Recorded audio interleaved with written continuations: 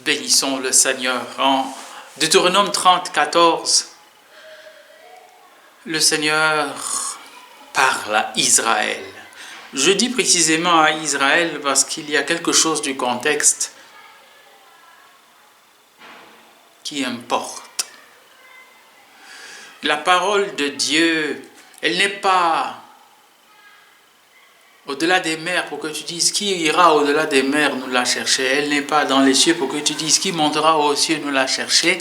Elle est dans ton cœur et dans ta bouche pour que tu la mettes en pratique. Ça, on peut dire malheureusement, c'est valable pour les Juifs parce que eux ont la parole du Seigneur au bout des lèvres et dans la mémoire. Dans le cœur, au sens oriental du terme, c'est aussi dans la mémoire. Ils l'ont gardé. Effectivement, le mot catéchèse, catéchéine, signifie un enseignement qu'on garde avec le cœur. Mais quelle en est l'étendue? Il serait bon de faire l'exercice de garder dans son cœur, dans sa mémoire, la parole du Seigneur. Qu'elle soit à portée des mains. À portée de main pour qu'elle puisse être appliquée, pour qu'on puisse y faire référence, pour qu'on puisse l'utiliser, pour corriger, pour se diriger. Elle n'est pas loin. Elle est tout près de toi, cette parole.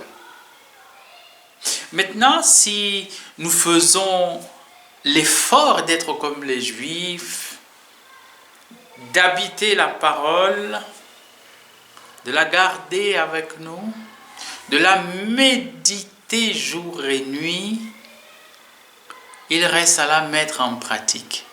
Elle est dans ton cœur et dans ta bouche pour que tu la mettes en pratique. Deutéronome 30, 14.